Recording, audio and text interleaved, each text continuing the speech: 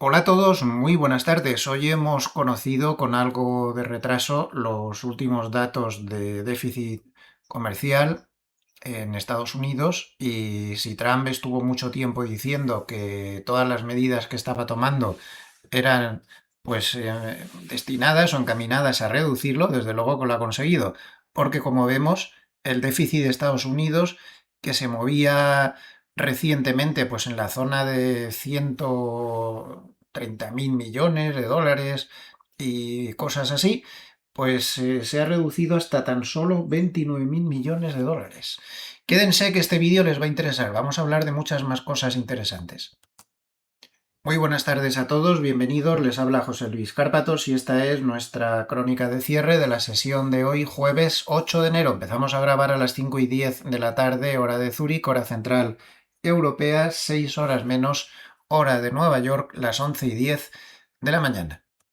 Como les decía en la presentación, pues dato impactante, aunque bastante retrasado, por todo lo que ha pasado con la recopilación de datos, cierre de gobierno y demás. Pero dato impactante de déficit comercial, tan solo 29.000 millones de dólares, 29.400 millones para ser exactos, cuando se esperaba menos 59.000 y como he dicho antes, pues con unas distancias enormes respecto a lo que era habitual. También hemos tenido un dato macro muy interesante, que es el de Challenger Gray Christmas de despidos corporativos. Atención al dato, porque como podemos ver, ha salido el más bajo en 17 meses. Ya saben que esta es una cifra que calcula una empresa privada sobre los despidos que están haciendo las corporaciones. Y estamos en una cifra muy baja, no parece mostrar esas tensiones supuestas en el mercado de empleo.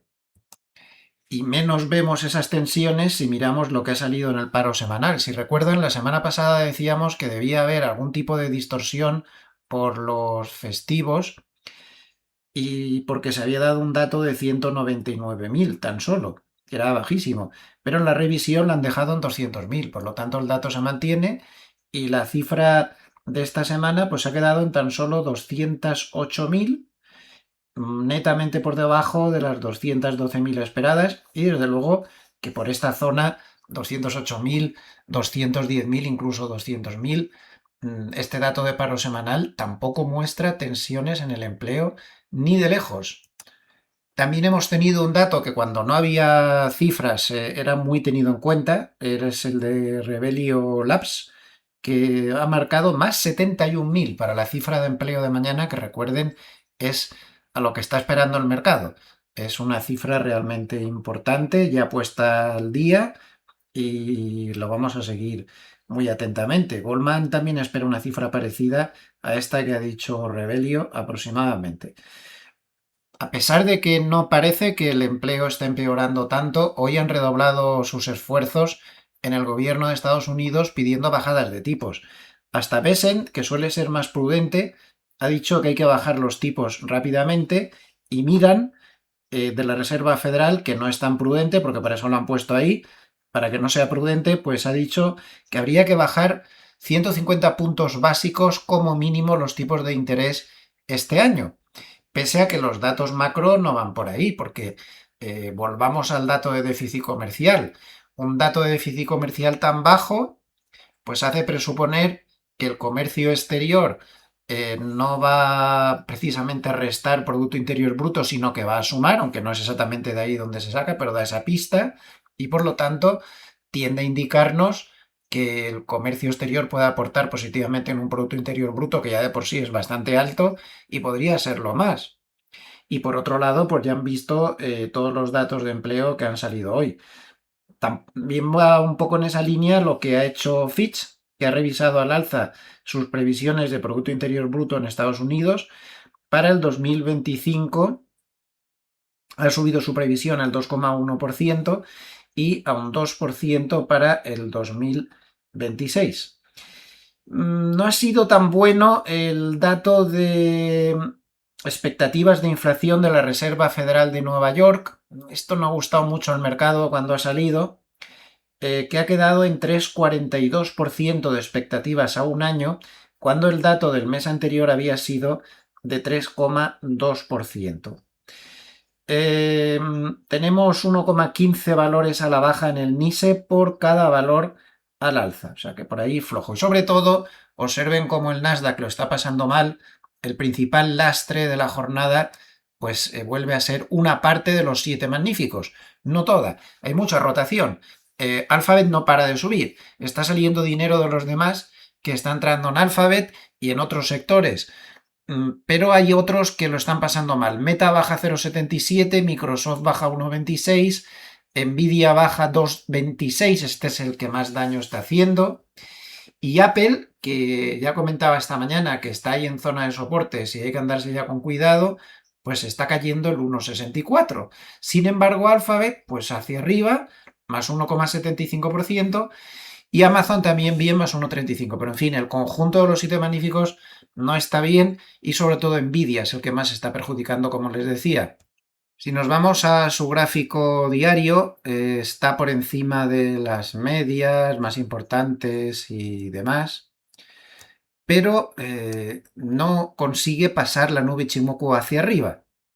Ahí se metió por debajo pues a finales de noviembre y de momento no lo ha conseguido superar. Sería muy positivo que consiguiera romper esta zona de resistencias que tiene en 193 aproximadamente. Esto le podría llevar a la zona donde la empapelaron, zona de 200, 200 y pico. La banda de Mogalef está en 200, vamos a verlo con exactitud, está en 203,38. Ahí vamos a considerar que tiene la resistencia importante. Pero ya ven que sigue pasando los días y el tema de la inteligencia artificial no termina de chutar. Con todo esto, pues tenemos a los índices muy dispersos. El Nasdaq baja 0,85% y sin embargo el Russell de pequeñas compañías, pues tras los datos macro que acabamos de conocer, recuerden que es un índice que depende mucho de la economía de Estados Unidos, son pequeñas compañías que no venden fuera, pues el Russell sube 0,54, totalmente lo contrario de ese Nasdaq que baja 0,81. Y observen qué diferencia más tremenda, el RSP de igual ponderación sube 0,78%. Es decir, que no estamos en un día bajista, para nada. Estamos en un día donde los 7 magníficos están volviendo a tocar en las narices al Nasdaq y al SP500, especialmente al Nasdaq. Pero el mercado está más bien alcista. Ya ven, más 0,75%, el índice de igual ponderación o el Russell subiendo más 0,56. Luego pongan las cosas en contexto, no se dejen llevar por las bajadas del Nasdaq. El sector de defensa de Estados Unidos, que ayer sufrió mucho por los comentarios de Trump, hoy está bien, después de que Trump haya insistido en que quiere subir fuertemente el presupuesto de defensa para el año 2027 hasta los 1,5 billones. Si ya el ejército de Estados Unidos pues es impresionante, pues imagínense con esta fortísima subida del presupuesto. También en valores sueltos destacar a Ford, que está subiendo fuertemente, un 4,21%, y se mueve en una zona de máximos desde hace algún tiempo, gracias a la subida de recomendación de Piper Sandler, que le ha mejorado la recomendación a sobreponderar y como vemos el mercado se lo está tomando muy bien. En suma, tenemos un mercado alcista en general, pero que se nutre de dinero que sale de la inteligencia artificial en parte.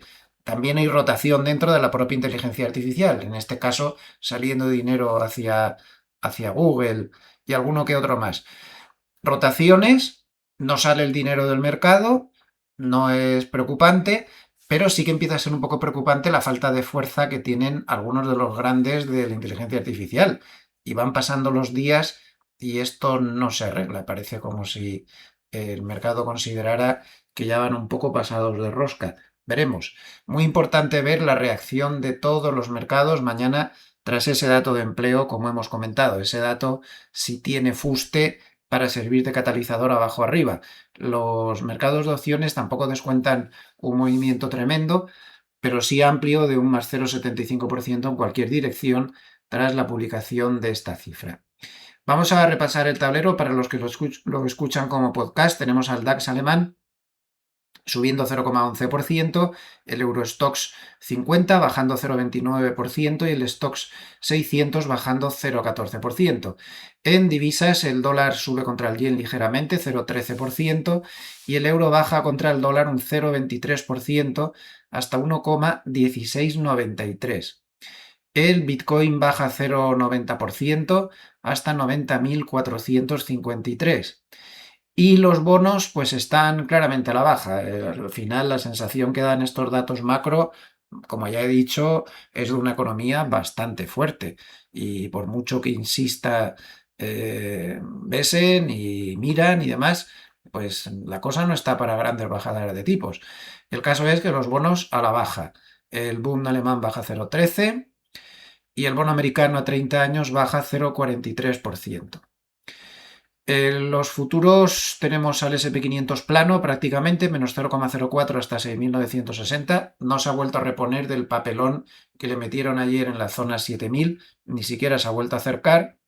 El Nasdaq, por los motivos ya dichos, muy específicos de algunos valores de la alta tecnología, baja 0,66% hasta 25.662 y el Russell sube 0,66. El oro muy volátil, dando muchos tumbos abajo y arriba.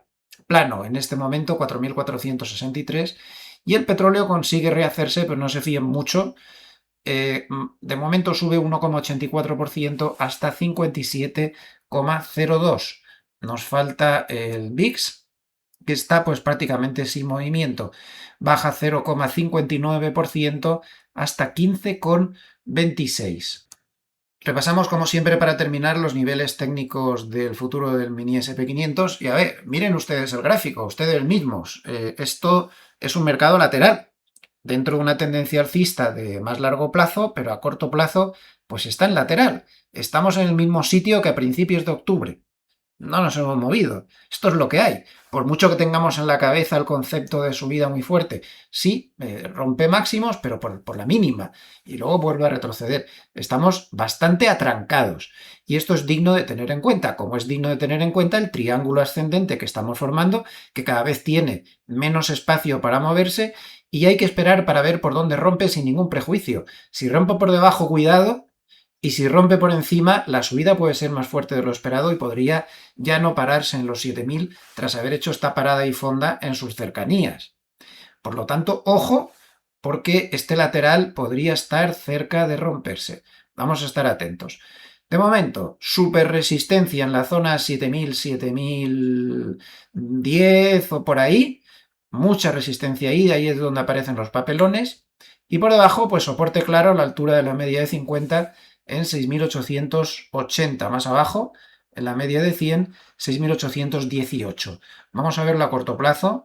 Por arriba tenemos los mismos niveles a vigilar, pero por debajo tenemos soportes en la media de 200 en 6.927 y en la banda de Mogalef inferior en 6.914. Por lo tanto, tenemos soporte entre 6.914 y 6.927. Como les decía en la crónica de media sesión, se empiezan a ver cada vez más coberturas. Hay quien no lo tiene claro y se empiezan a ver expectativas de que pueda haber más volatilidad en las próximas semanas. Y recuerden el gráfico que les he puesto en la crónica de media sesión, donde se veía que la estacionalidad del VIX es bastante negativa hasta prácticamente el mes de marzo. Los 3 primeros meses del año no suelen tener una estacionalidad muy buena, aunque nunca se sabe con estas cosas. Estos son promedios de muchos años. Pues nada más, vamos a ver qué nos depara mañana el dato de empleo. Por el momento, pues un Nasdaq débil, los 7 magníficos regulín y el resto del mercado al alza. Tienen todos los datos. Si les ha gustado este vídeo, les agradecería mucho un like para que nos ayude a situarnos y que nos encuentren más personas. Muchísimas gracias a todos los amables escuchantes. Yo me despido hasta la crónica de apertura de mañana. Les envío saludos afectuosos desde Suiza. Ya los grandes fríos parece que han pasado. Estamos a 0 grados, que para nosotros ya es casi calor. Después de haber estado con menos 12 y menos 13 en los últimos días. Eso sí, nevando. Gracias, hasta mañana.